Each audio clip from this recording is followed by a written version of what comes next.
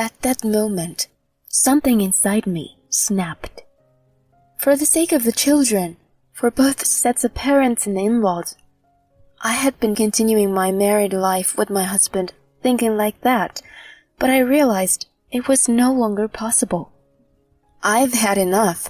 Please divorce me. When I clearly spoke those words, my husband momentarily showed a surprised expression. However, he quickly returned to his usual disdainful expression, looking down on me as he opened his mouth. Divorce? It's more like a dream come true. A wife like you has no value at all. Are you serious about saying that? Obviously, right? Oh, by the way, you'll be the one supporting the kids on the edge of a cliff. I won't pay child support. Fine, I understand. I readily agreed to my husband's request and left the house. Divorcing my husband and raising 2 children as a single woman, under normal circumstances, might be unsettling, but I was confident. I believed that leaving the house would lead to greater happiness. I could do anything for the sake of my children. And that arrogant husband of mine, he will eventually fall into hell. I am going to punish him severely for all the times he has done whatever he wanted to do. My name is Kira Peterson, and I'm 34 years old. I work for a major furniture manufacturer and am a part-time housewife, also a mother to a 5-year-old and a 3-year-old. I am a part of a family of 4, including my husband and 2 daughters, currently living in our apartment. I married my husband, Brian, 6 years ago when I was 28. Immediately after marriage, I became pregnant, giving birth to my daughters at the ages of 29 and 31. While raising them was challenging, those days were fulfilling as I could feel the cuteness of my own children. 2 years ago, when our second daughter, Julia, turned 1 year old, I returned to work. Balancing childcare and work, I aimed to do my best. Just as I was thinking that, things took an unexpected turn. Due to my return to work, the time spent at home significantly decreased, leading to a reduction in the time available for household chores. The house became messy, and meals consisted mainly of supermarket ready-made foods. Although my daughters would eat anything and say it was delicious, the problem lay with my husband, Brian. For some reason, Brian strongly opposed to my return to work. Nevertheless, sustaining our 2 daughters solely on his income was close to impossible. Since I earned more, I had to work hard for the sake of my daughters. However, my husband relentlessly blamed me whenever I resumed work. Why do we have such lazy meals every day? I work from morning till night, tired and exhausted when I come home. Why are you talking like that? I work too, and I do household chores, yet you know. Huh? I have to bow and scrape to my boss, work outside in the scorching heat. It's different from your workplace, which is all laid back. This is terrible. I am juggling work and all the household responsibilities. If you're complaining so much, then why don't you make dinner, Brian? Don't mess with me. Why do I have to do that? Housework is women's work. At the beginning of our marriage, my husband used to say many kind words like, "If you have trouble, let me know," and "I'll help with the housework." However, during my pregnancy with our eldest daughter, Millie, when I asked him to do some simple household chores, he made a truly unpleasant face that I still remember. Even when I asked, he never willingly helped out, just grumbling and complaining. In the end, during my pregnancy and right before giving birth, I handled all the household chores. Even after Millie was born, Brian never contributed to childcare. He would return from work, spend time on himself, and sometimes even complained about our daughters crying. Looking back, our relationship might have been strange from that time. Still, I felt blessed to have a child with the person I loved. I thought I was happy, convincing myself of it every day. However, the situation continued to deteriorate. After the birth of our second daughter, Julia, my husband's attitude became progressively worse. When I returned to work, he insisted, "Women should only take care of the house." Despite financial considerations, I pushed through and resumed work, but it further worsened my husband's mood. Lately, even minor issues would lead him to shout in front of the children. "Hey, why is there trash in my room?" "Huh? I vacuumed just 3 days ago." 3 days ago? Do it every day. You're the one who comes home early and lazes around. I am not lazing around. When I come home, I prepare dinner, give the kids bath. I'm really busy. That's because you have poor housekeeping skills, right? Be stricter with yourself. What if the kids became lazy adults like you? Huh? Not only does he shout, but lately he's been looking down on me more. The daughters may not fully understand the meaning of their father's outbursts, but they can sense the tension between their parents. I asked him again and again, if you want to say something, do it when the children aren't there. But he would not listen to me. In the end, I was scolded and belittled every day. I could only try desperately to hold back my tears so as not to worry my daughters. Time passed, and for the past few months, peace prevailed as my husband had continuous overtime commitments. Still, to avoid complaints, I regularly cleaned his room, and during one vacuuming session, I found something under the bed. This receipt. The receipt that fell out was about 2 days old. It indicated 2 customers and a considerable amount spent. Upon researching the restaurant name on my phone, it turned out to be a high-end French restaurant located a bit away from my husband's workplace. Could it be possible for him to go to such a place with just a colleague? Moreover, 2 days ago, he claimed to be working late and returned home after midnight. If it's just a casual acquaintance, he could have mentioned it. Something is strange. Even though he claims to be working overtime every day and coming home late, could it be that he's cheating on me, hiding it from me? If that's the case, I need to gather evidence carefully. Considering the children, I need to handle this cautiously. The next day, I applied for a half-day off at work and headed to a detective agency in the afternoon. I decided to request a background check on my husband and see how he was doing for the time being. After that, I acted like my casual self to avoid my husband noticing that I was suspicious of him. 2 weeks later, when I went to hear the investigation results, as expected, the outcome was bad. My husband was cheating. The other person is a junior colleague at the same company, and she apparently has a fiancé. My husband, under the pretext of overtime, was in a romantic relationship with a woman who was about to get married. Some of the photographic evidence given to me by the investigator ranged from walking arm in arm to kissing on the street. In fact, there were even clear pictures of them entering sleazy locations.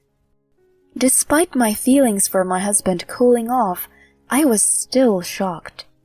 I never thought he was really cheating. I suspected it, but when reality hits you like this, it's quite harsh. But for Millie and Julia, I have to do something. With evidence of the affair, I slowly prepared for what was to come without my husband's knowledge. To be prepared for anything, I started packing the minimum necessities. Over the course of about a month, while steadily making preparations for the divorce, my husband, who knew nothing, continued unruly behavior. "You're a failure. You're a stupid wife. Our marriage was a mistake," etc. Insults and abuses towards me had become a daily occurrence, tormenting my heart every day. Still, I endured it because I had confidence that I could divorce at any time. But on this day, my husband finally did something unforgivable. While the daughters were playing happily, he slammed the table, raising his voice, and shouted, "Hey, you've been noisy for a while now. Don't irritate me on my precious day off." Upon hearing those words from my husband, my younger daughter, Julia, began to cry. Although Millie is not crying, her eyes were filled with many tears. I hugged the two daughters to shield them from seeing their father, and after that, I'm sure my husband glared at me. Oh my God, they were both just playing around. I'm saying it's noisy. Jizz, at least take them outside on the day off. Why do you think only according to your own standards? If you're going to say that, then help with housework on your days off. Why should I? You're a lazy woman who can't handle housework and childcare. Lazy? How can you say such things so casually? Our current life is sustained by the cooperation of both husband and wife. Huh? Don't get carried away. You can live because I'm here. Know your place. My husband is still unaware that I earn more. That's why he can look down on me so confidently, even in front of our children. Everything has become so indifferent, and I've lost the will to argue. Seeing me like this, my husband, perhaps thinking I'm intimidated, starts speaking ill of me. Finally, he says to me, "Marriage with you is a dark history for me. Be grateful that I even married a worthless woman like you, you trash." At the moment, something inside me snapped. For the sake of my children, our parents and in-laws, I had thought that enduring married life with them was the right thing to do. But now I realized it was impossible to continue. If I stayed with this person any longer, I would lose myself. My deterioration would inevitably affect my daughters. I had to end this relationship for good. I've reached my limit. Please, let's get a divorce. When I clearly stated this, Brian looked surprised for a moment. However, he quickly returned to his usual disdainful expression, looking down on me as he opened his mouth. Divorce? It's more like a dream come true. A wife like you is worthless. Is that really what you think? Of course. Oh, by the way, make sure you support the two brats on your own, okay? I won't pay any child support. How can you speak about your own daughters like that? They're just noisy brats, stating the facts. I've never had any affection for them. I see. Understood. Realizing that staying with them any longer wouldn't bring happiness, especially for my daughters, I decided to take action. I grabbed the luggage I had prepared in advance and left the house with my daughters. I handed him the pre-signed divorce papers, and without hesitation, he smoothly filled them out. Divorcing my husband and raising my children alone under normal circumstances would be a cause of concern. However, I was convinced if I left home, I could be happier than I am now. I believed that, for the sake of my children, I could strive for anything. And that arrogant husband of mine would inevitably fall into hell. Just wait and see. I'm going to punish him severely for all the times he's done whatever he wanted to do.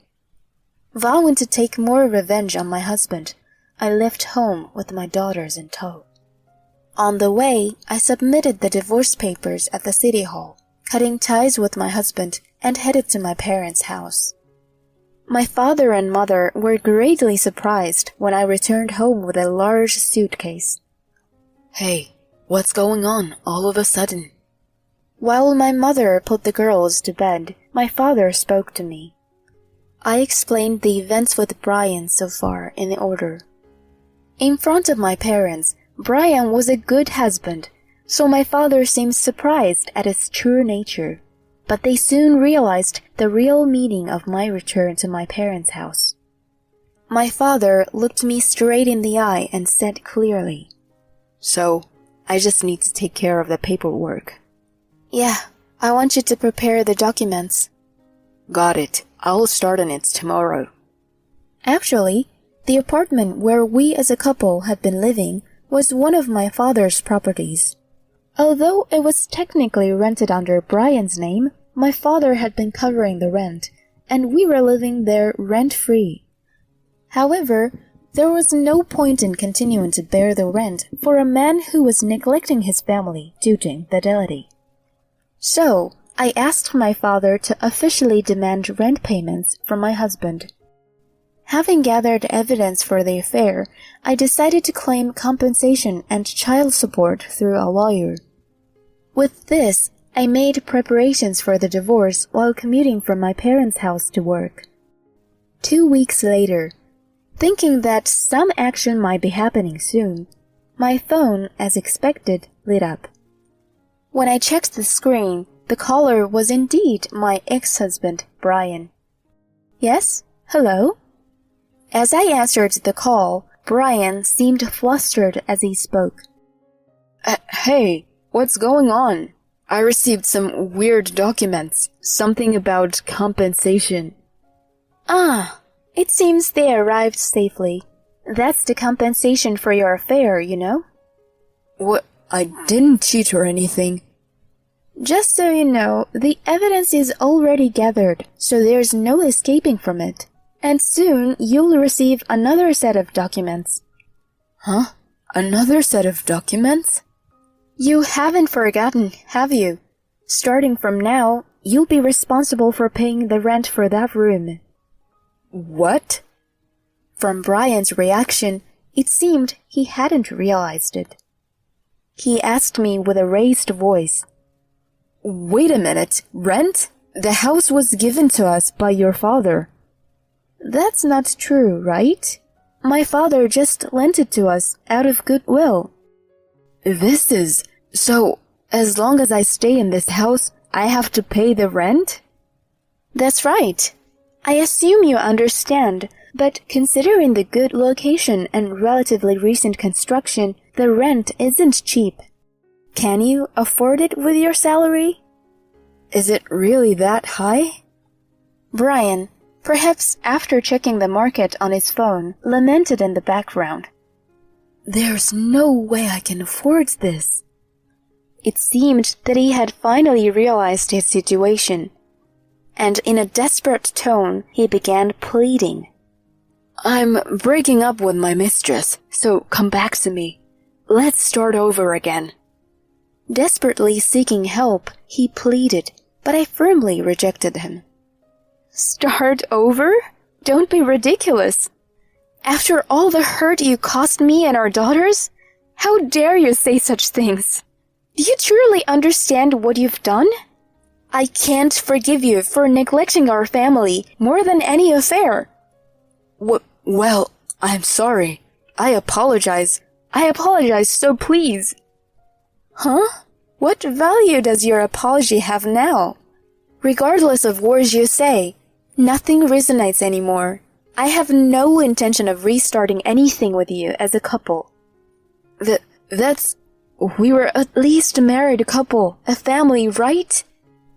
"Who said to our daughters, I've never had any affection for them?" I became resolute with those words. "You have no qualifications to be a father. You're also a bad influence on our daughters. Never involve yourself with us again." Emotions exploded, and towards the end, I think my voice trembled. Even so, I decisively hung up the phone. Later, Brian apparently moved out of the apartment and into another. Unfortunately, his relationship was exposed to his mistress's fiancé, and he faced another compensation claim. Ironically, the woman involved in the affair chose to reconcile with her fiancé, not Brian. All that remained for Brian was compensation for 2 people and child support until our daughters reached adulthood. It's probably a matter of time before his affair is exposed at work. It's almost impossible for him to continue his carefree lifestyle.